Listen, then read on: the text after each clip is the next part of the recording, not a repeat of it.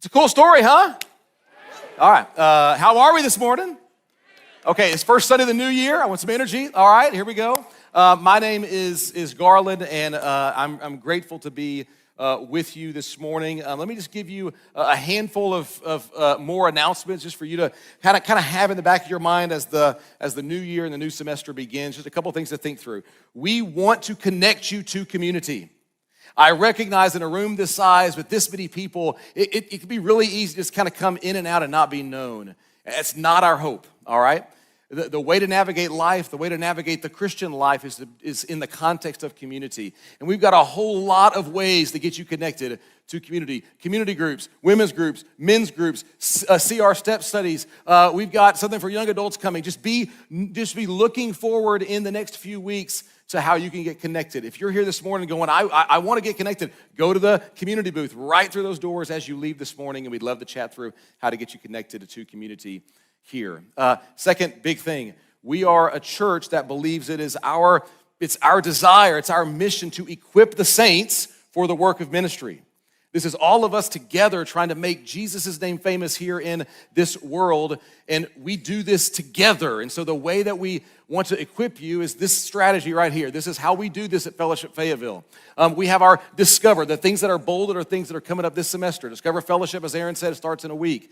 Discover your Bible. If you don't know how to take the Bible, open it up, and make sense out of it, then that's a great opportunity for you just to learn how to make the scriptures come to life for you in your own personal study. Panorama of the Bible, our walk through Genesis to Revelation. What is the big story of the Bible? That'll start here in just a couple of weeks. And finally, if you are in our Institute class, or maybe you're considering it, if you are one of our church partners, a ministry partner, if you're in our global track, if you're thinking about becoming a church planner, maybe you're wanting to look into what seminary education would look like, that's the Institute. And the next class will be the New Testament letters and Revelation. It starts in a week from Wednesday, and it'll be in this classroom Wednesday mornings. Lots of ways to help you be equipped to do the work of ministry here in our city. Now, for me to know who I'm talking to this morning, don't be ashamed. How many of you still have Christmas decorations of any kind up in your house?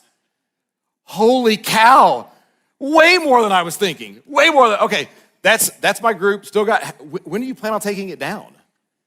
Like, does it just stay? I'm now moving to shame you. I said don't be shamed, but now I'm shaming you.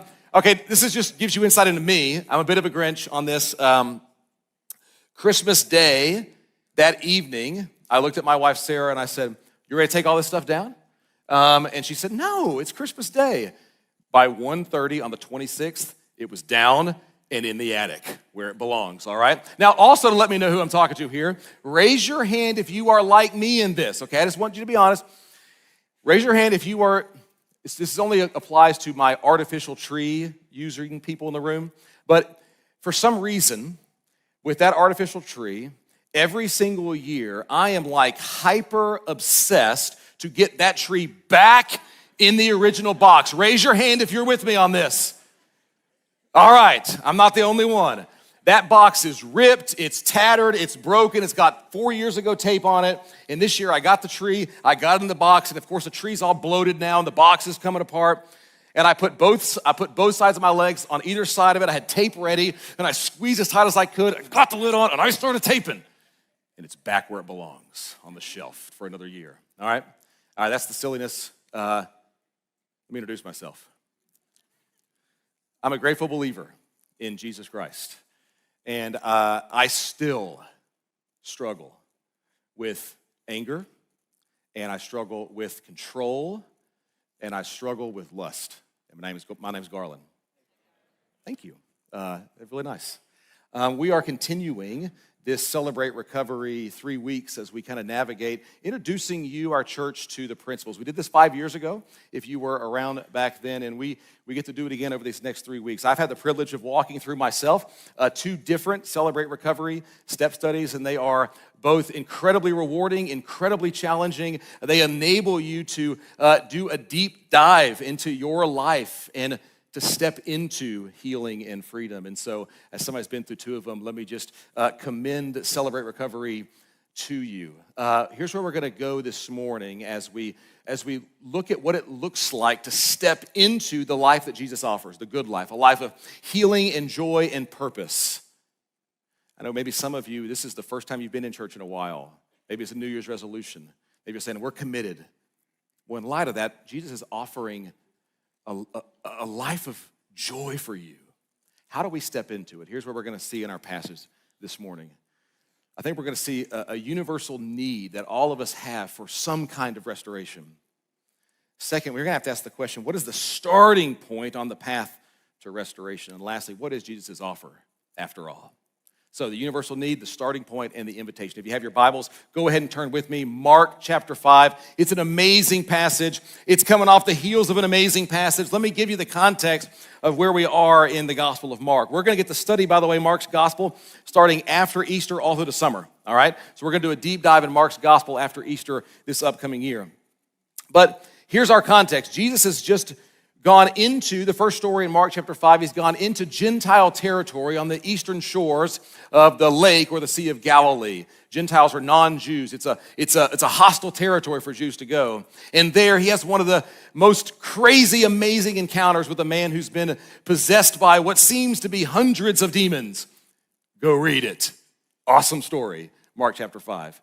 He gets back in the boat, and we're told he makes his way across the lake back over to most likely his home kind of ministry base, which is Capernaum. And there, a large crowd gathered as he hits the shore and comes up onto the waters.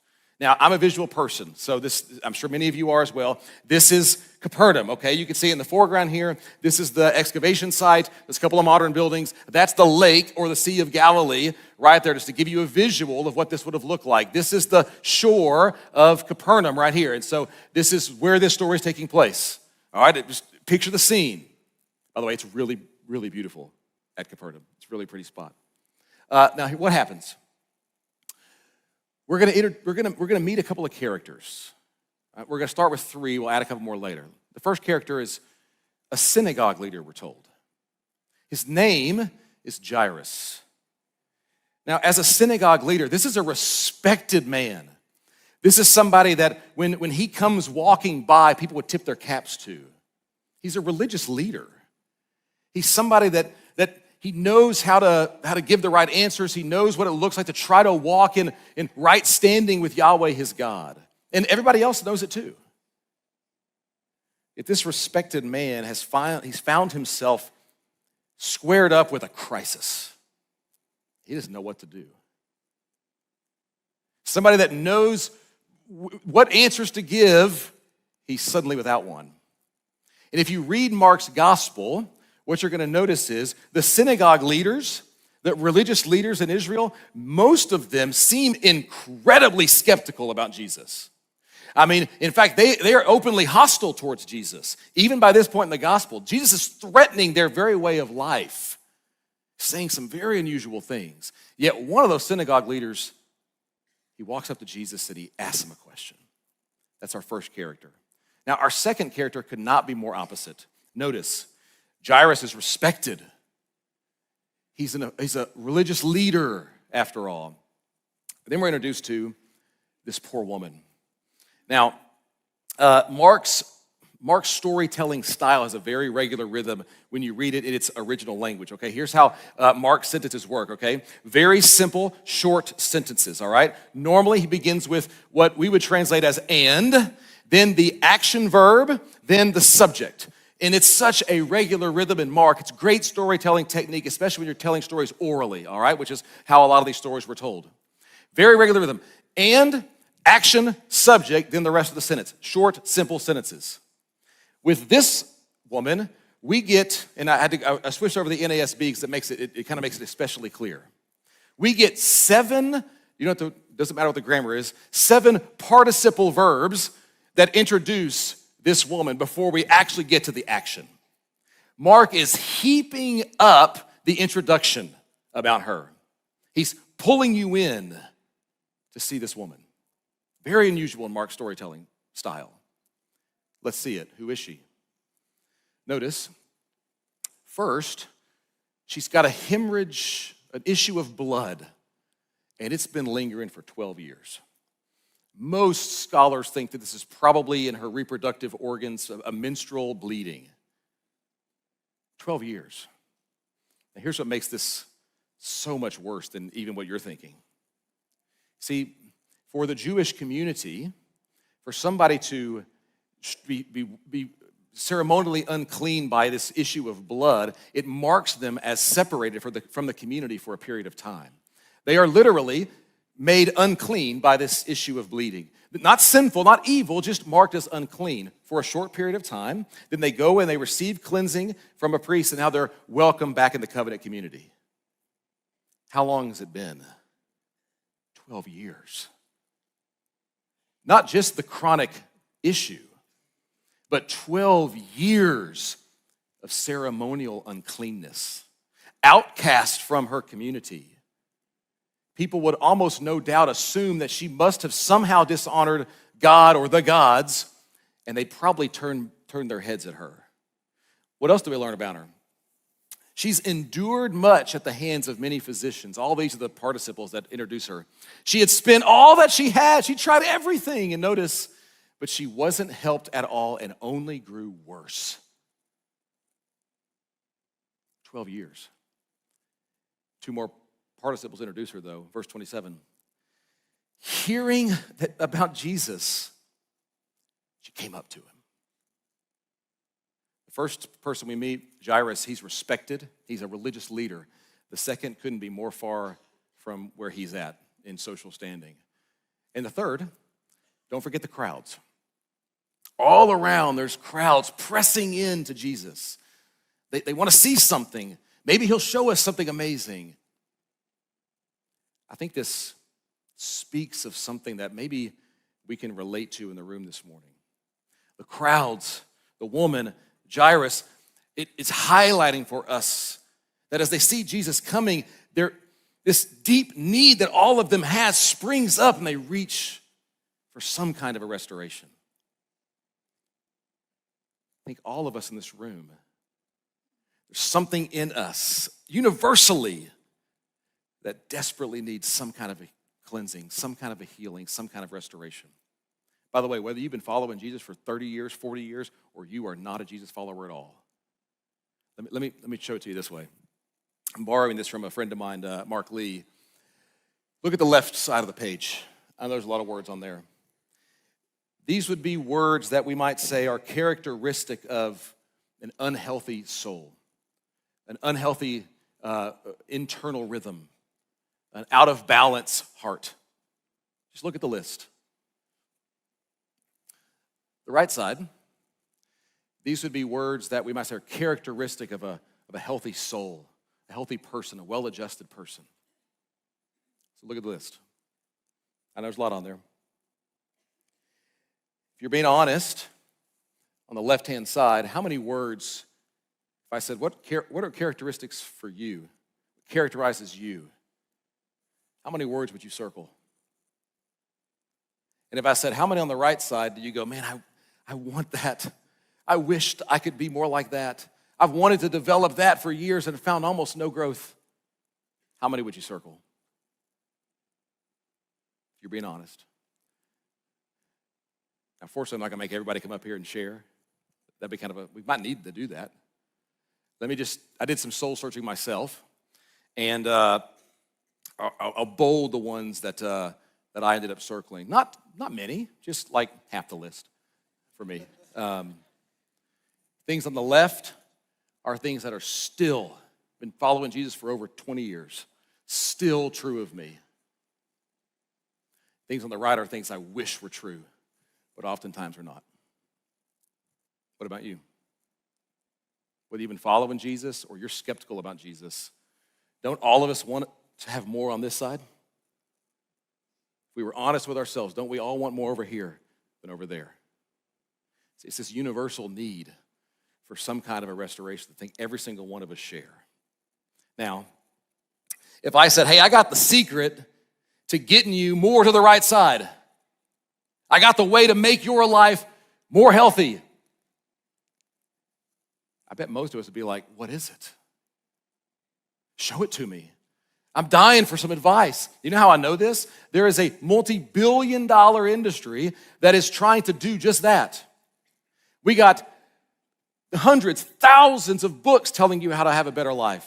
We've got podcasts, we've got blogs, we've got magazines, we got experts, doctors, gurus, spiritual thinkers. Everyone is telling you how to have a healthy, well-adjusted, better version of you. And yet, almost all the data seems to be pointing that we actually keep getting worse.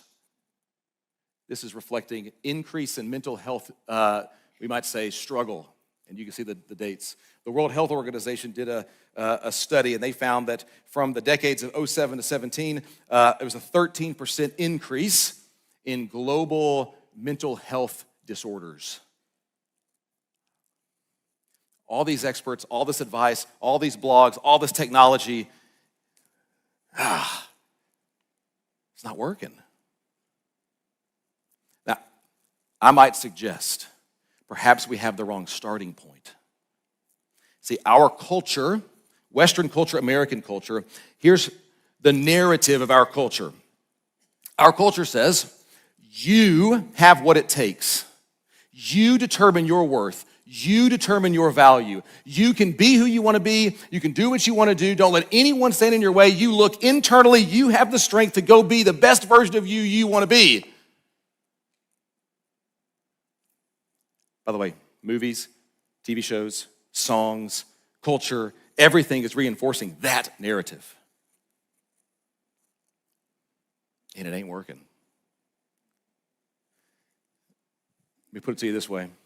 I'm not sure if you've had the experience ever where maybe you've been in some other country, or maybe you've been at a national park or something, and you've come to one of these rickety bridge things. By the way, I am deathly afraid of heights. And we went to a park recently, and we had to cross several of these. And let me give you an old proverb, an old adage, all right? It's a truism. Weak faith in a strong bridge is vastly superior to strong faith in a weak bridge. Say it again. Weak faith in a strong bridge is vastly superior to strong faith in a weak bridge. To go, I don't know, I'm a little scared, I don't know if it'll hold, but it's strong. Way better than, oh, that's good, that'll hold. Step out, weak bridge. You see? It might be that we've got the wrong starting point. And it might be that we're placing our faith, our trust, our security in the absolute wrong thing. And it ain't working. And most of us have fallen victim to it. We've been fooled by it. What is the strong bridge? Let's look in the story. Notice, we read it earlier, Jairus, no doubt this would be incredibly difficult for him. Remember, the religious leaders, many of them have turned on Jesus. They are not buying what he's selling. And we don't know where Jairus has been in that journey. We don't know if he's with them. We don't know if he was, maybe we like this Jesus guy. But it doesn't matter. In this moment, with this crisis, he's got nowhere else to go. He feels completely and utterly powerless in front of what he's facing. And look at what he does. Look at his actions. He sees Jesus and he falls at his feet. To fall at the feet of somebody is to recognize their authority over you. They have power, you do not. And he begs him, Jesus, please. Look at his words. Please. My little daughter is dying. Come and put your hands on her that she will be healed and live. Now, this probably gives us indication as to what Jairus thinks about Jesus. He has an incomplete knowledge of Jesus. This sounds a lot like what we see with Elijah and Elisha in your Old Testament in 1 Kings and 2 Kings. So what Jairus might think at this moment is maybe Jesus is like a prophet. One of those Old Testament prophets. Maybe he can come and he can touch my daughter and lie next to my daughter, and in the act of praying, maybe my daughter will be healed. Yes, his knowledge of Jesus is way incomplete. But look at what Jesus does. Jesus goes with him. This is one of the religious leaders who's been running Jesus out of town. And here goes Jesus with him. What about the woman? I think we get insight into what she thinks. She's just flat out wrong about Jesus. We even get some of Mark discloses, maybe through eyewitness testimony, what she was thinking. She says, man, I thought if I could just touch his clothes that I'll be healed. This probably tells us that in the ancient world, people believed in all sorts of magic or sorcery or spells and all these things. She may think Jesus is like one of those other magic workers or miracle workers. If I could just get near him and touch one of his clothes, then maybe I'll receive some of the power of the magic. But notice what she does. With a totally incorrect knowledge about Jesus, she comes before him trembling. You got to imagine, pushes through the crowds. You got to just get near him. Her head is down. She feels the shame. She shouldn't even be this close, but reaches to touch it. Now, we're going to come back to it. Look at what happens. Immediately, Mark loves that. Immediately, her bleeding stopped. She knew it. Now, just pause. Can you imagine? What would you be feeling? Relief? Surprise? Doubt? I mean, this issue has defined a good part of her life. Maybe fear. This has really become who I am. I'm this woman. What does this mean for me now? Yet all of that falls by the wayside. I've been healed. Can you imagine what she's thinking?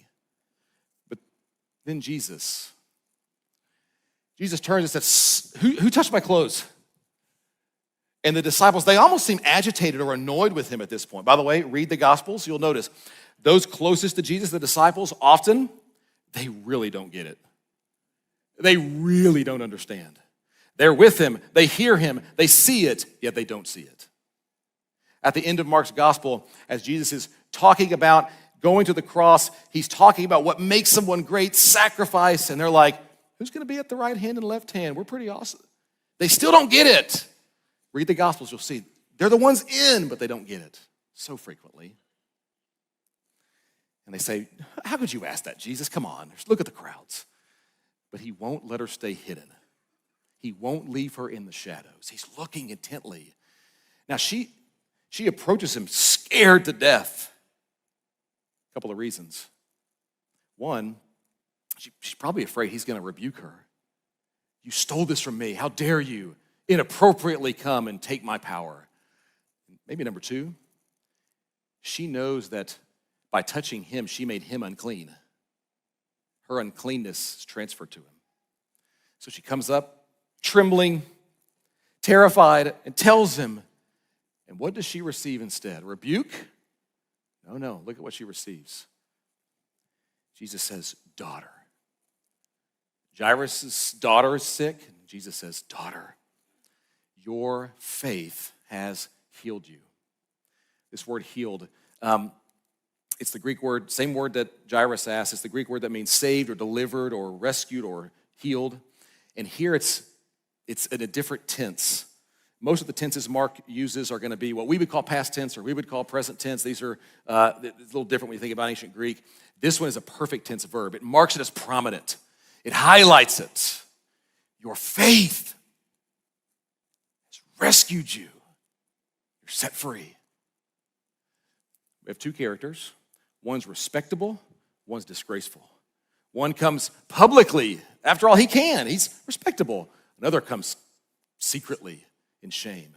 One seems to have a sudden problem. His daughter is turned up sick.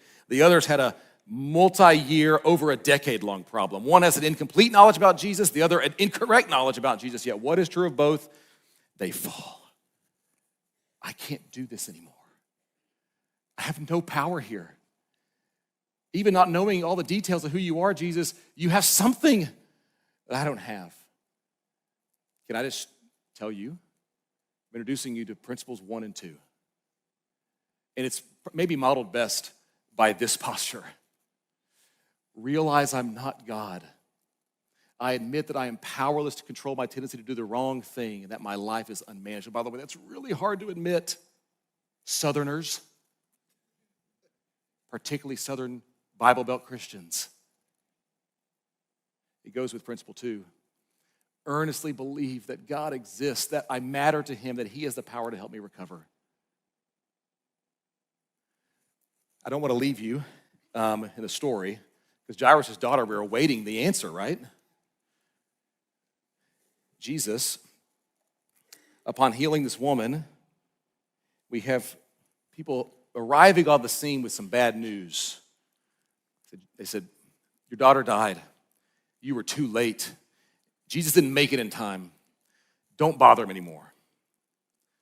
And you can imagine the tears welling up in Jairus' face, the commotion as his family takes him back home. And yet Jesus does something surprising. He says, no, let's keep going. I'll go to your home. As they approach the house, Jesus says, she's only sleeping. And Jairus' family, through the tears, you have to imagine, begins to laugh at him. What are you trying to add insult to injury, Jesus? Are you serious? And then he goes into the room with the father, the mother, and a few of his disciples. And we even get the Aramaic of what he says. He says, little girl, I say to you, get up. Immediately, she rose to her feet and she was healed. And the people were like, it says astonished. How do you capture it? What in the world?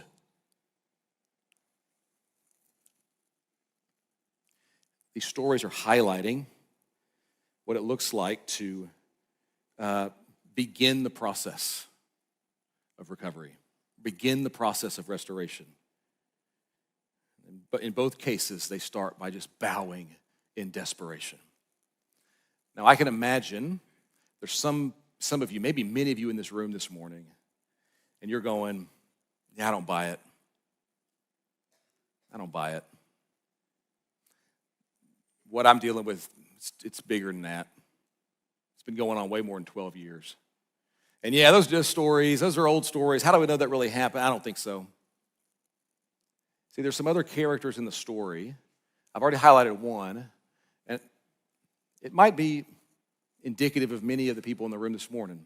There's the crowds, and they're all reaching for Jesus. Maybe he'll show off. Maybe he'll do a healing. Maybe he'll make bread come out of nowhere. We'll eat today.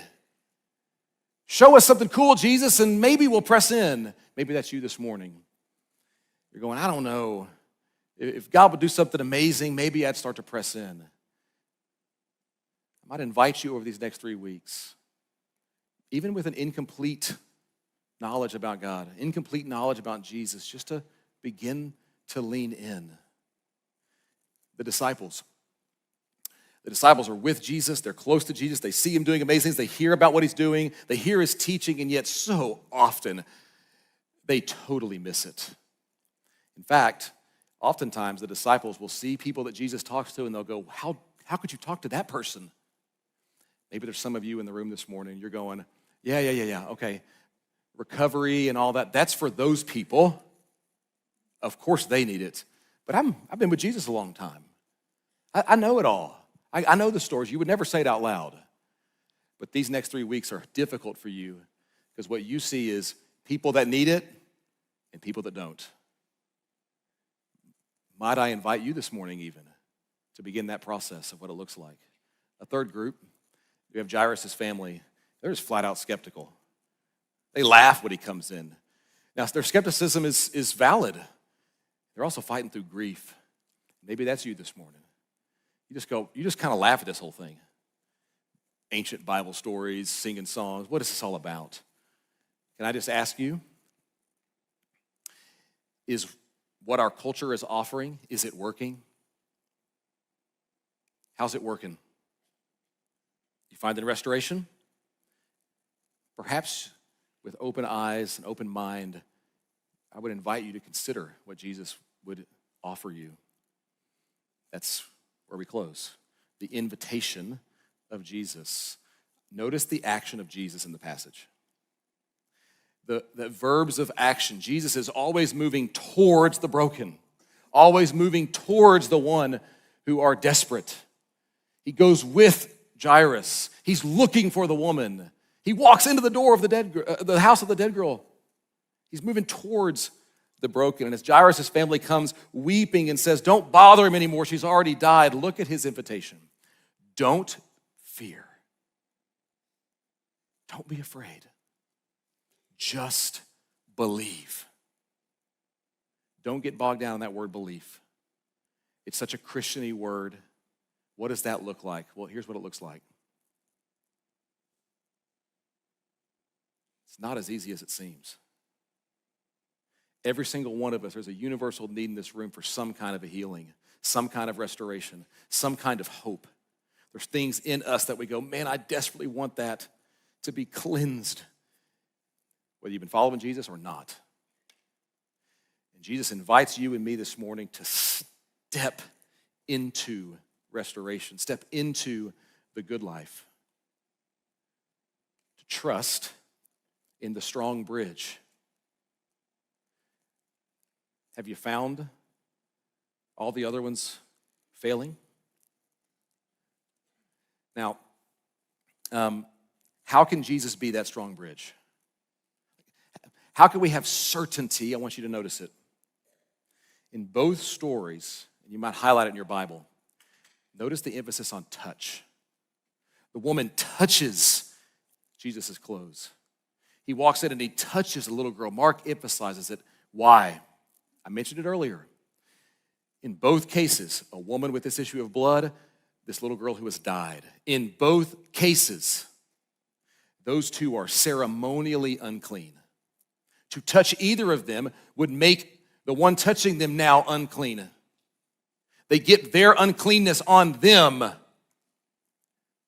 So how does Jesus secure for us the strong bridge that we can hope in? It's the story the Bible's telling. It's an unbelievable story. No other spiritual ideology, no other guru, no other teacher would dare say something like this. What the gospel teaches us is that Jesus gets our uncleanness on him.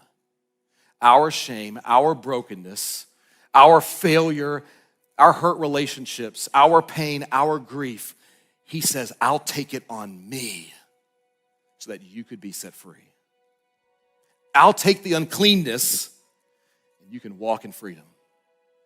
I'll take the brokenness, you can walk in wholeness. No other religion and no other spiritual ideology would dare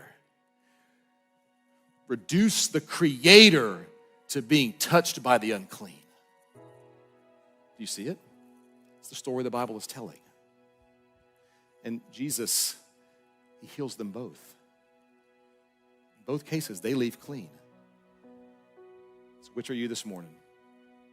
You identify with Jairus? Maybe the woman? Been forever in no hope. Skeptical family? The crowds, maybe, we'll see. You feel like you've been on the inside, but you don't get it.